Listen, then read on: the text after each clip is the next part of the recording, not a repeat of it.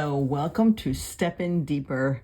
I'm praying that you will just step in deeper with me today as we walk through Psalm 43 and look at the similarities that this has with Psalm 42 and see what God will do.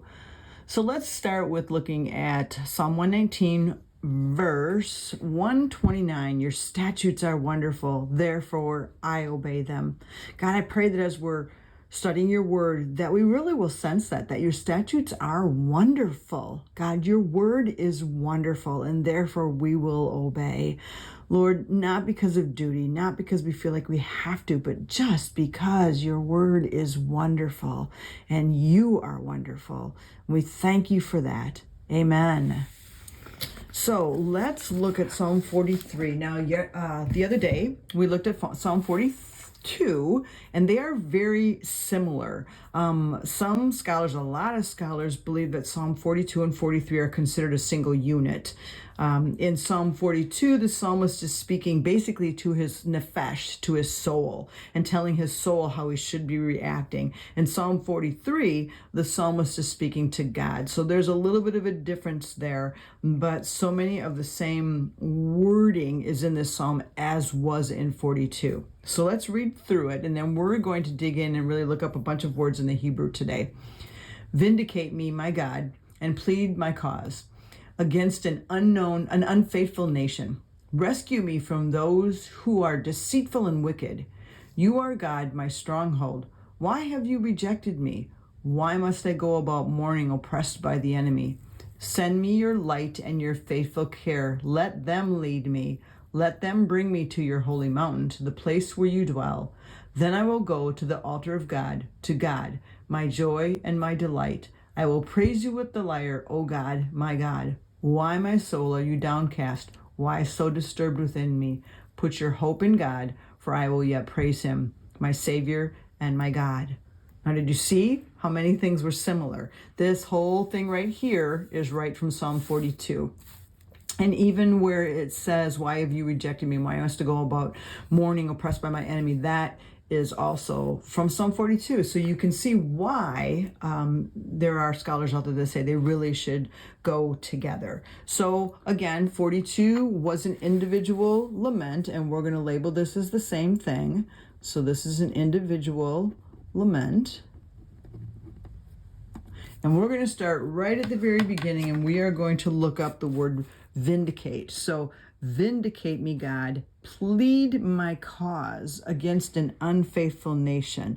So my question is, what do all those words mean? And even the word unfaithful, in some version it says a wicked nation. So I wanted to look up all three of those just to start, to see if it gives us any enlightenment on those three. So we're going to look up vindicate, plead, and unfaithful. And some versions say wicked. So we'll write that down as we're going. But let's start with vindicate. And vindicate is 81.99. Now, for me, because I've been studying this for a while, that just jumps out at me. Oh, I know what that is. Shaphat means to judge. So that's interesting. It means to judge me, God. So he's saying, vindicate me, God. And a lot of times when we hear the word vindicate, we think like avenge me. But what he's saying here is judge me. And again, when we talked about judgment in the Bible, we talked about those two words, mishpat and din, are two different forms of judgment. And mishpat is the judgment that's a restorative judgment, make things right. And that's what shaphat is a derivative of the word mishpat. So when we say shaphat, it means to judge, but it also just has that, I'm going to write down that it's a derivative of mishpat. But what that means is to set things right. So it's not like sometimes when we look at the word judge, make a decision on something. He's saying, set things right for me, God. That's what he's saying. Plead my cause. Now, plead my cause, 7378 is the word plead, 7378, and it's the word RIB or RUB. So rube, don't know for sure, but it can be either one. And then this means to contend or dispute, strive, kind of like fight for me, fight for my cause. So set things right, my God, and fight for my cause, strive for my cause against an unfaithful nation. So let's look up the word unfaithful, and it's 5766. And the word is, this is interesting, evel or avel. Looks like the word evil, doesn't it? Our English evil. And it means unjust or unrighteous or simply wrong.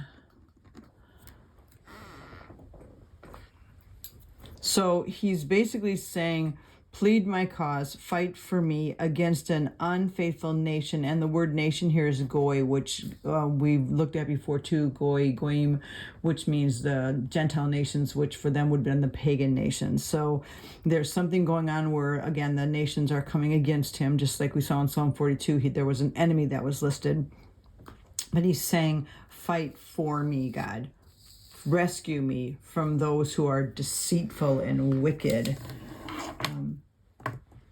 Because for some reason they are coming against him. And then he says, you, God, are my stronghold.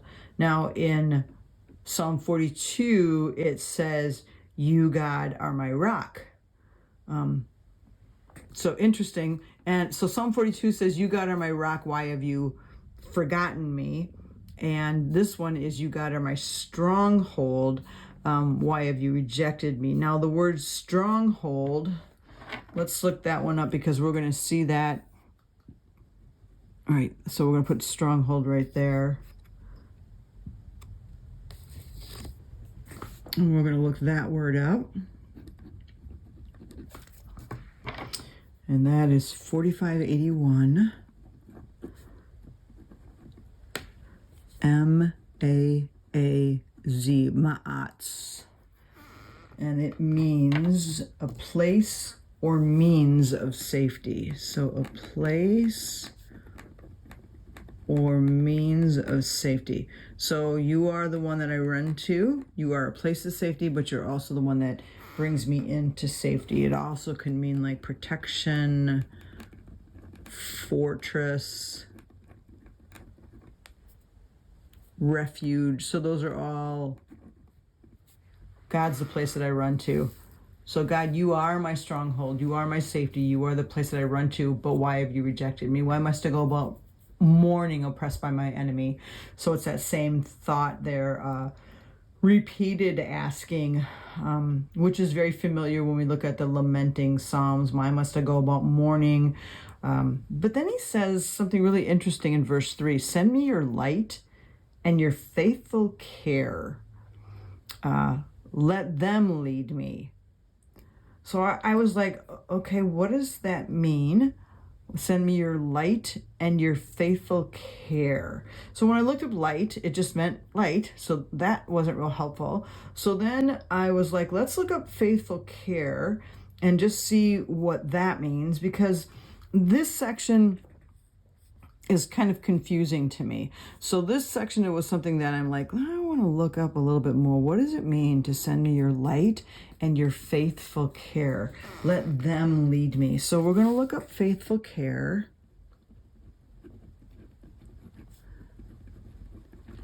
And it is 571 ameth. Now we've seen the word ameth before. It means truth, or firmness, steadfastness would be another one. And then I know like the NIV says faithful care, but it would be faithfulness. So send me your light and your truth. Let them lead me. So the truth being like the promises God has made to them, or the truth of the word The light could be, so what I ended up doing, because I was like, okay, this is super confusing to me. Send me your light and your faithful care. What does it mean to send me your light? Well, what does that mean? Well, then I went to Psalm 27, which starts with the Lord is my light and my salvation. And I looked in some commentaries on that, and it basically just said, when David's saying the Lord is my light, he's saying that the Lord shines in a dark place. He dispels the shadows. He shows things for what they really are. Your light could be bringing joy, driving away the dark. So then my question was, so how does light and truth lead me? Because that's what he's asking for. He's saying, send me your light and your truth. Let them lead me. So how does light and truth lead me? And I found some verses that I thought were helpful to me in that. So what I'm going to do is I am going to do like an arrow from this section here. And I'm going to put those verses out there because I think that would be helpful to me. Now, that was a terrible arrow, but however you want to draw that in your Bible, sometimes I'll make an arrow and just kind of go like that, and it just makes it stand out more, or you can use colored pencils and color it totally in. But this is going to help me to understand, and I'm actually going to write that exact sentence in there. How does light and truth lead me? Okay. So this is what we're talking about when we're talking about digging deeper, not just looking at a surface thing and going, okay, send me your light and your truth and moving on. But when I read that and I go, I don't know what that means. I want more insight. So instead of just passing it by, we're going to stop and we're going to look up verses. We're going to use scripture to interpret scripture. And so I found a couple verses that I thought were helpful. The first one was Psalm 119, 105. So Psalm 119, 105. And Psalm 119, 105 says, your word is a lamp unto my feet, a light to my path. So I thought that was very insightful. So send me your light and your truth. Let them lead me. Well, Psalm 119, 105 talks about the word of God leading us. So what I do in my Bible is I just have the whole thing written out. So your word is a lamp to my feet, a light to my path. That gives me a little bit more insight into what he's meaning when he's saying your light will guide me. And then Psalm 119 verse 43 says, never take your word of truth from my mouth. Never take your word of truth from my mouth. So there we see again, it's the word. Send your light and your truth. Your light, the word is a light, the word is truth. And he's saying, never let your word of truth, for I've put my hope in your laws. So I thought that was really good. And then just in case you're like, oh, I don't know, there's one more. We're going to do John 17:17. John 17:17 says, sanctify them by the truth. So there's that truth again. And then if you don't understand what that means, it says your word is truth. Okay? So those really give me a great understanding of what that section means to me when he's praying, Lord, let your light and your truth lead me. He's really asking for the word of God to be the thing that leads him. when he's going through the struggles that he's going through, when he's feeling like God has rejected him or he is not there and he's mourning because his enemy is coming against him. He's saying, I need your light and your truth. I need your word. See, there it is. I need truth to guide my feelings. Let them lead me. Bring me to your holy mountain. Then he says in verse 4, then I will go to the altar of God, to God, my joy and my delight. I will praise you with the lyre, oh God, my God. So in 42, Psalm 42, we see a kind of a nostalgic remembrance. Like, I remember when I went to the sanctuary of God, but I'm not able to go. But Psalm 43 expresses more of a sense of confidence that if God sends his light and his truth, then I'll be able to go to the altar and praise God. So there's much more like a confident feeling to this psalm. And then put your hope in God. It's ending with the same thing that Psalm 42 ended with. Put your hope in God, for I will yet praise him, my Savior and my God. And remember this again, and I wrote it in Psalm 42, so I don't really need to write it again in Psalm 43. But when we studied Psalm 42, we said the word hope meant to wait expectantly. I'm going to pull up my notes here. It means to wait expectantly, and it's 3176. It's the word yahal, and it means, the Jewish Bible says, yet I will praise him for the help of his countenance. So again, we talked about that, his face, he's facing you.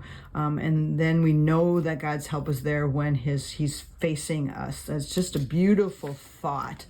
And again, that's what we're seeing at the end of 43. So I won't write the same notes in 43 that I did in 42. If you want, you could just write Psalm 42 here, and then you'll know that this is the same as Psalm 42, and the notes that you wrote before on what the word hope means and just this concept here will be in your notes from Psalm 42. And that's one of the ways that I write things in my Bible.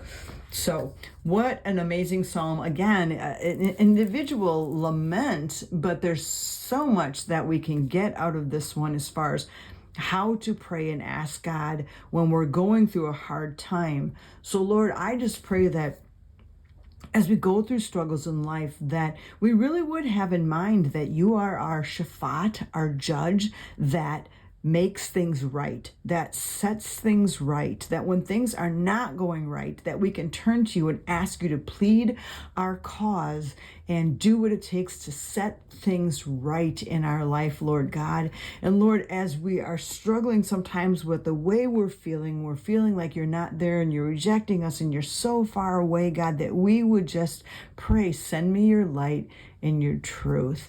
Let your word penetrate my feelings, that I will speak truth of what really is going on, and that you are there in the midst of it all, and that I will wait expectantly to see you move. Thank you. You are an amazing God. Amen. Thank you so much for joining me for this psalm. I'm praying that there was something that just popped out at you today. Put a note in the comments. Let me know what you got. I'd love to hear from you. See you next time.